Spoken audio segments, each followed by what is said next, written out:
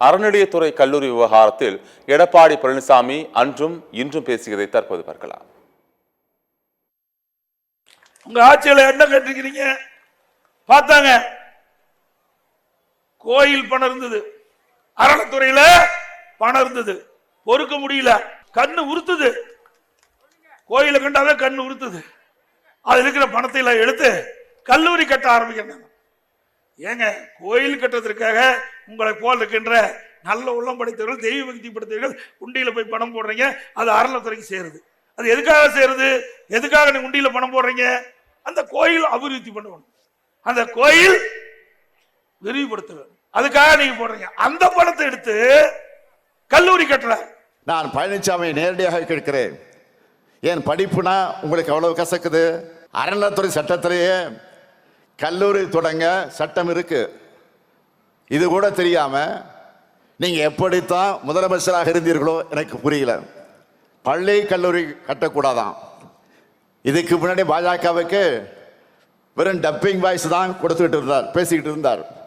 இப்போ பாஜக ஒரிஜினல் வாய்ஸாக பேச ஆரம்பிச்சிட்டார். பாஜக தலைவர்களே இந்த மாதிரி கல்லூரி தொடங்கக்கூடாதுன்னு பேசுறது இல்லை, ஆனால் பழனிசாமி மட்டும் பேசுகிறார். இதை பார்த்தா ஒன்று தான் எனக்கு நினைவுக்கு வருது.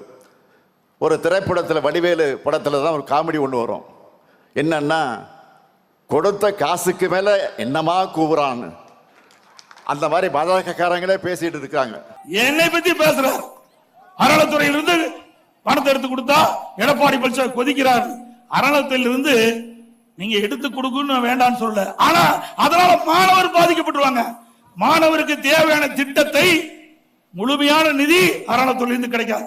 ஏன்னா கல்லூரி வளர வளர கட்டணம் தேவை, அதுக்கு பல பிரிவுகள் புதுசு புதுசா உருவாக்க வேணும். அரசாங்க கல்லூரியா இருந்தா அனைத்து கிடைக்கும், ஆனா அறநிலையத்துறையில் இருந்தா நிதிகள் பெறுவது சிரமம், மாணவர்கள் பாதிக்கப்பட்டுவாங்க.